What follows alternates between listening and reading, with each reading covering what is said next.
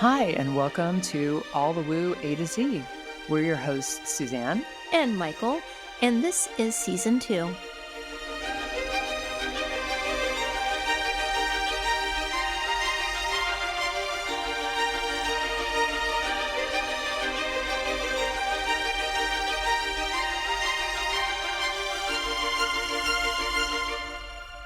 Hi, I'm Suzanne, and I have spent this week preparing for the traffic jam that is about to be on top of my head, astrologically speaking. This is Mychal. I just found out about this. Basically same, but in a different way.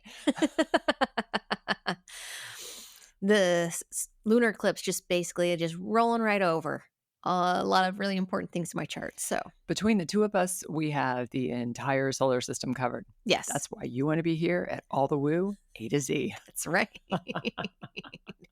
Always as a reminder, we ask you to join us at our table where we share our own experiences and understandings of these topics in a non-judgmental way where we're just hoping that you're entertained. And you're going to really wish you were here at this table because this is not only a pairing of bubbles, but there's also cake because it's a special episode Of being B for birth. It just so happens to be kind of our birthday. Well, our podcast's birthday.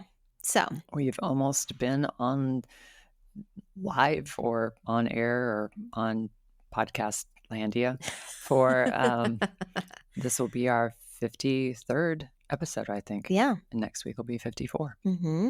So The pairing today. Yes. That's all that to say. Which is so fabulous. Which is really, really good. Okay, so we are having cake, number one. So it's a pairing of beverage, but a pairing with food as well. So we are doing cake, which is a delicious chantilly cake, which I really enjoy. I also really enjoy chocolate cake. I was debating for this one, but we went this way. And then for the wine, we are doing, yes, it's bubbles, but it's a unique kind of bubbles. So this is, the producer's name is Bernard Rondeau, and it's a Bougey Cerdon. So the color of it is a very, very dark pink red. So it looks almost like cranberry juice in your glass as far as color is concerned. Actually, it's pretty much the color of the strawberry. Yeah, it's technically a rosé, and it's made of the grape Gamay, which Beaujolais is also made out of. You don't normally see too many sparkling wines made of this. There is a decent amount of residual sugar in there, but you don't really taste it. It doesn't really taste that sweet, but it is a lot like eating an actual strawberry as far as the drinking experience of it is. And so it ends up pairing really well with fruit-based desserts as well as chocolate desserts. So either way, I would have nailed it. And it's really, really good because obviously it helps enhance the berry flavors, and then the bubbles help cut through the richness of the cream from the chantilly. It helps you eat it, which is great. So if we get stoned on sugar, you will know why. Yes. So I don't know if I said that this was from France. You probably could tell by the words being used there. But yes, it is from the Jura area of France, more specifically. So cheers. Cheers. Happy birthday to our podcast. Mouth-watering. Okay. But in addition to this being close to the birthday of our first episode, we were actually going to be talking about the process of birthing creative projects. Yes. Because that is super woo. Yes. To go from nothing to something. And so since I'm a writer and have published 10 books, yes, I know something about this process. A little something. And Mychal? Yes. You want me to say? Yeah. Okay. I'm a painter. So I'm specifically going to be talking about my painting process. And you could also say, I'll throw in how I decide to do pairings and stuff like that too, because it's also a creative process as well, because there's a lot of different ways you can do things there. But I've also done choreography and all of that too. So yeah, I know a little of the creative process of my own. So. And do you do like the same things for each medium? It depends. I guess I can walk you through how they're a little bit different. Yeah. Painting and the wine pairing are very similar to each other. Interesting. The dance portion for choreography, I normally am working with the music first. So I kind of have to think of what my tone is first. And then from there, I kind of think about music depending on whether or not I'm working with someone like a composer. If they're really creating music from scratch, then it's almost more stress because you're like really, really from nothing right there. Or else then finding music and then listening to the music, I kind of work within that realm. So She's a little bit dancing in her chair. Little dancey, working with it. Yeah. Okay. Yeah. So why is this creative process? Why is this woo? Well, I'm just going to suggest that every single mythological creative story in creation all starts with, well, some kind of deity. Even the Big Bang. We don't know what happened to make it be a Big Bang. And so there is something that goes from being static or stayed to coming to life. Yes. And because we're woo, we believe that's woo, however you want to translate that. And so I feel like that's a definition of how is woo woo because it's woo, but because it is.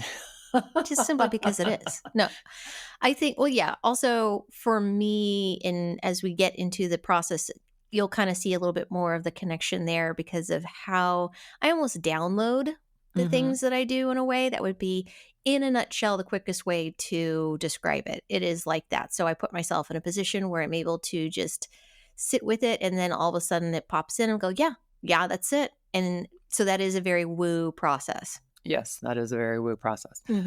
Gentle listener, I do not have that process. Yeah. Well, we'll start with you, Suzanne.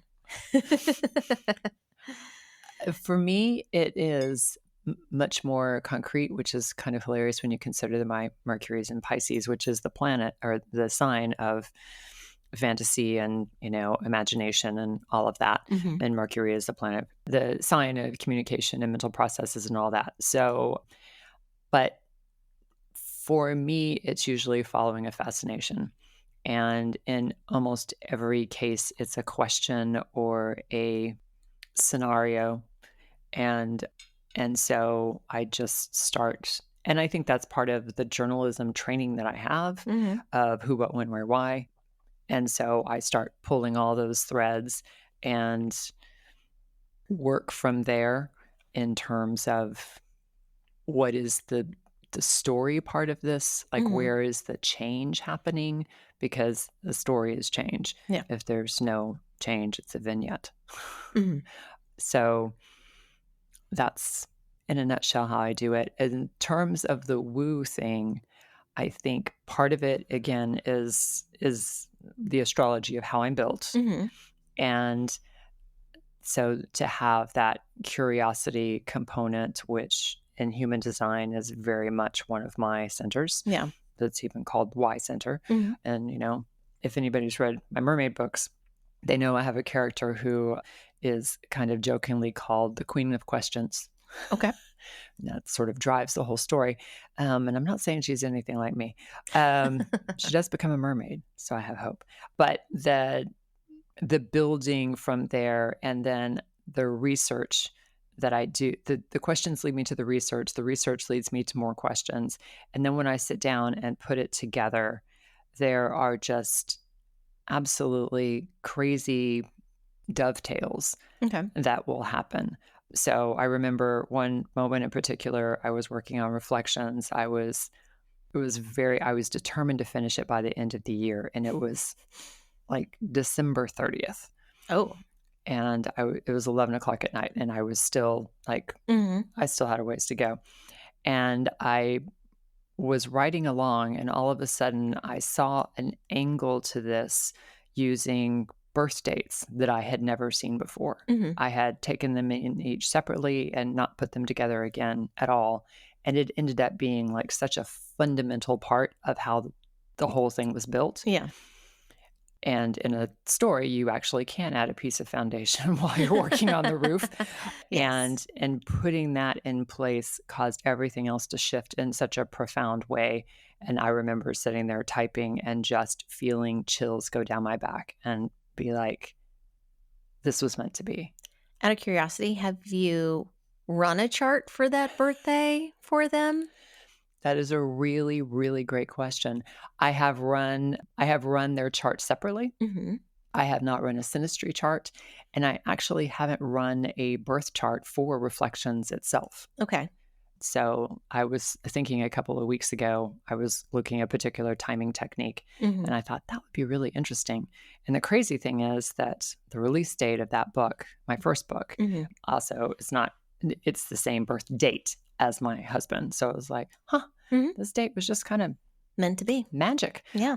So, and I didn't have anything to do with setting the date. It just happened. Yeah. But that, I think the openness of working within the flow, Hmm. within the weaving, and and to me, it feels like sort of when you're standing in water and you can feel all of the different ribbons of temperature Hmm. of water as it goes by you, like that part's chilly and that part's kind of warm. And it feels like that, only then also kind of pulling them out and putting them together. Okay. So Okay. feels pretty woo. Yeah, that's relatively well. So I guess Uh-huh. me now. Okay, so I'll start with the painting because I feel like the painting is, yes, I'm going to say the most tangible way of kind of communicating the process. So Okay. there are a lot of people who paint and draw that you'll hear be like, I just sit in front of a canvas with my paints and then I just start putting color on there and things just come out. That is not how I work. That is not how my brain works. And similar to you, I have Saturn plays a large part in my birth chart. Mm-hmm. Also, Libra plays a big part in my birth chart. Mm-hmm. Specifically, Mercury is there, right? So talking about like how you think and all that. So for me, you could probably equate my creative process. So that's balance and beauty for y'all who are at home keeping score. Yes, exactly. So Saturn needs structure and it needs rules, discipline, and all of those things. And then the Libra comes in and then I think wants to make it beautiful. Like, how can I take these things and how can I create balance and beauty with it? Mm-hmm. And so that's kind of what I need to do. So for me, what I need to, first of all, create boundaries and rules to what it is that I'm going to create. So Mm-hmm. the easiest way for me to really get on a flow and like do a lot of different paintings in a row is if I work in a series. So my series is normally about something. Mm-hmm. I can't, I'm not normally like, oh, I'm just going to paint a landscape. Like that's awesome for people who do that. My Mm-hmm. brain just does not latch onto that. Well, it sounds like we both, probably because of our strong Saturn placements, Mhm. really thrive in the concept of creative constriction. Correct. Yes. If I have no restrictions, it's harder for me to come I'm like, there's just too many options. Mm-hmm. I can't, like, it's overwhelming to Mm-hmm. me it's paralyzing, honestly, to be in that kind of frame of mind. So instead, that's why I will work within series. I want it to be about something. And like, okay, then I can do facets of that topic that Mm-hmm. way. And so Mm-hmm. that's what sets me up for a number of paintings or a number of drawings that I'm doing. And then I can also take that and redo them in a different way. So then I even I'll have a painting and then I'll have a drawing version and I'll have through pencil and I'll have a charcoal version and I'll have it from different angles and I'll have like basically the same and I'll work even with one image multiple ways. Mm-hmm. But then I'll also have a number of different paintings that are talking about a specific point on the subject that I'm Mm-hmm. speaking to, right? Mm-hmm. And there will also be color themes that go throughout all of them. There's a very visual link between all of them that way. Mm-hmm. So I work like once I can get started in that form, then it is, I'm on a train track. Like I can just go at that point. Up until then, the process literally is me sitting there in quiet. Mm-hmm. A lot of people will kind of be like, are you even working on it right now? And all you're seeing is me really just sitting there staring out into space. And I completely understand because I truly believe that writing is all of that time and the rest is just either research or typing. Right. Yeah. And it really is just sitting and staring. And most people don't. I'm like, no, I need a lot of that time because I'm thinking it's a kind of a way of meditating too, right? Of like opening up your mind and like whatever kind of pops in and working with that. And then all of a sudden I'll settle on something like, yeah, yeah, that's the thing. Mm-hmm. And then I'll normally, for the very first painting that I'll do to start a series, I know exactly what I want that to look like from the Mm-hmm. very, very beginning. And so then my form of research is I take photographs in order to get reference materials, so I know that I have angles correctly and all of that. And then I work from there. Mm-hmm. So that's actually how I work within paintings. Like I said, I know many artists who will just, it's just a free form. I just start painting and things come to me. I'm like, no, I like my brain would explode if I were to do it that way. And it's so interesting that you say that because I can see the correlation. So while I am doing that sitting Hmm. and I'm not always just sitting motionless, I'm usually taking pages and pages and pages and pages and pages of notes and drawing diagrams and building story circles and relationship, connections and Hmm. backstories and all of those things. So it sounds like a lot of the same sort of getting your angles right and your Yeah. shadows right and all of that kind of thing. Yes. That there's a strong Yes. parallel. Yes, and also same thing, I was always taught, because I did go to school for that. I was always taught that it's best to all of your reference material to create it yourself. So literally you are creating everything from scratch because you just Hmm. don't want anybody to ever come to you and be like, "Hey, you stole that image from me," whether or not it was a reference picture or anything like that, even though I'm not directly taking that picture, Hmm. but you just don't ever want anybody to come back at you and claim that you. But also as an original, you want to be original. Well, not only that, I find that I enjoy taking so I get to be creative because then I take pictures. So I also do photography as well, right? I understand how light and shadows work and how that works, which is also a great skill within itself. But then because I have such a very distinct image in my mind of what I'm looking for, Hmm.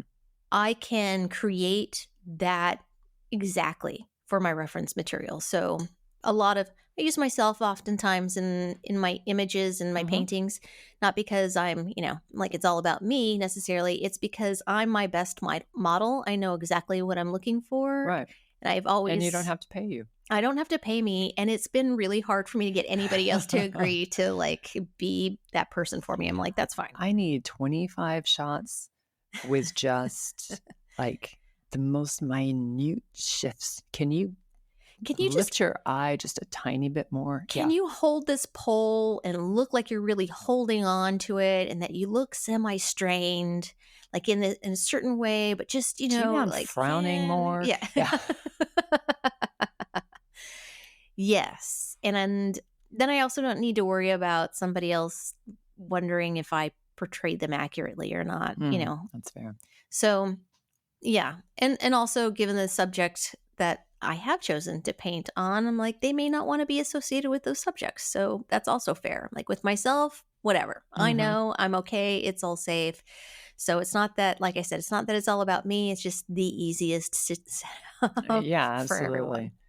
Now, sometimes when I have gotten stuck in a project, Hmm. I have actually turned to art to kind of unstick myself Okay. in terms of pulling out the paint and paintbrushes and just letting a different part of my brain tell Hmm. me the story. And I have found that to be really, really helpful. And again, a woo thing because you're connecting to, or at least as a writer, being Hmm. in one part of the brain most of the time, connecting to maybe a more divine flow Yeah. than the editrix who lives Yeah. in my house. When I am working on a painting, I don't necessarily get stuck in that way, but maybe the equivalent of getting stuck would be like, I'm working on it, but I'm not seeing where I need to fix it, or like, I feel like I'm not seeing it And completely. that's actually pretty accurate to what I'm saying. Yeah. It's usually I am looking for some sort of texture Hmm. that I haven't found. And for me, because my books are so incredibly visual and colorful and all of those things Hmm. and active, that it is a symbol or an emblem or a Hmm. pattern of some sort. And that's one of the benefits, for my series taking place in ancient worlds Yeah. is they all had that stuff already. That's So true. it's easy to incorporate. But for the cultures that I have built from the ground up, trying to assess what should be in there sometimes has taken playing around and also not wanting to repeat myself, Yeah. which is why, I've not had series that have gone to 20 books because it's like, how can you do the same thing again, Over and over. even and if over. it's a different day or a different cast or a different whatever? Yeah. Like, how? What I end up doing when I start to feel like I'm working on a painting and like maybe I'm not seeing it accurately, because it's always good to step away from, and most artists will tell you, right, to step away from it. And sometimes they literally mean like stand back and look at it, like stop working on it for a second, for like a day, and like just look at it. For me, the way that I am able to separate myself from it so I can see it more completely and almost see it with new eyes is by taking a picture of it with my phone and then looking at it on my phone, because it really does change how I'm seeing it all together. And a lot of the key to art and being successful at art is really teaching yourself how to see. And so how to look at things is really the first step. Once you can successfully do that, then from there on, it's really just a matter of, skill and and getting the eye-hand coordination kind of thing working. But yes, first of all, so that's one way of me being able to separate myself from the process, is literally by separating myself from it. Yeah. 1 degree of separation. And I would say for other creative things I do, how they're woo is they're just a thunderbolt in my head. Like, I'm going to decide to make an Art Deco dress with no pattern and do it by hand sewing. Okay. Yeah, exactly. Done. Those kinds of things. My wine pairings, obviously, I'm taking it like my theory knowledge of how pairings work and then what are traditional pairings and kind of going off of that. But sometimes, so for our episodes, how I pair things, because there's not really a traditional pairing per se to kind of work off of, how am I working this in my brain? What is the pairing for cavities? Yeah. Yes, exactly. So a lot of it is, like you're saying, the thunderbolt kind of thing. So I'm really kind of I'm taking the major talking points of the subject, and then kind of seeing and thinking about, okay, well, is there anything equivalent in the drink world that mirrors that idea? And sometimes it's not active thinking. I normally kind of plant the seed and then I just do the whole meditation thing again, where I'm like, okay, now I would just drop it and just leave my mind open while I'm maybe doing something, do that, just sit and stare kind of thing. And then it'll just pop into my head. I'm like, oh, yeah. And I might even have 2 different options to work with them. So there's the magic behind the scenes. We are very grateful for the Dionysian magic. Thank you. So for those 2, and I kind of already described the dance part already. But one thing I do want to say about creativity that Suzanne and I have talked about when we first met, and is that we were talking about the process of creativity and that it's often like a water faucet. You have to keep it flowing. If you shut it off, it can be hard to get it going again. Like, you might be a creative person, but if you stop employing that creative quality, it can be harder to just call upon it at will all the time. It might take a little bit more work to get it going again. And I think that for those of us who are makers, we can actually make ourselves sick when we don't make. Yeah. Because then all of that, what is normally flowing, gets backed up. And, nothing good ever comes from anything being backed up. Yeah. Or becoming calcified or any of those other analogies. But if you, gentle listener, if you know yourself to be a maker, if that is if you were given the question of like, what are the 4 pillars of your best day, and one of them is to make something, whether that's making breakfast for somebody or that's making a painting or that's making a TikTok, whatever. If it's a component of making, I think we really do That is part of what we are on this planet for. Yeah. And whether anybody sees it or anybody likes it or any of those other equations, our job as a maker is to make, Mm-hmm. because it's feeding the whole planet in terms of we are listening, we are following, we are doing what we're here to do. Yeah. And you keep things flowing, which is Mhm. really, really important. So whether or not specifically that anybody actually enjoys it, I think it maybe should be second to that you just needed to do something. So you did something, whether or not somebody wants it or needs it is come second. There have been times where I have set an extremely elaborate, ornate dinner table Mm-hmm. for nothing special in terms of meal, Yeah. but just because I needed to make. Mm-hmm. And so if you're kind of like, I have a job and I have kids and I have what, think about what is the smallest thing that you can make. Is it making your eyeshadow Mm-hmm. an experience? And again, this doesn't have to be for anybody else, for you. Right. I know a woman who has, used her wardrobe as her Mm-hmm. artist box Yeah. for years. And that expression, Mm-hmm. she's a little discouraged by all the beige in the world now. Plain beige. But just whatever that small thing is, to just give yourself that Mm-hmm. and see how it keeps you tapped into that flow, but also the woo. The woo. So on that note, I think we need to choose what our next letter is. By the way, we did not set up B last time. It just so happened that we picked B and we were like, oh, well, our birthday. So there you go. It wasn't quite that neat, but yes. It took some time getting there. So what's the letter? H. Excellent. All right. I have no idea what that's going to be right now, but there's more I can just options. think of a bunch of Greek gods, Yeah. and I don't have any personal experiences with them. So we will see. So we'll see you next time on All the Woo. A to Z.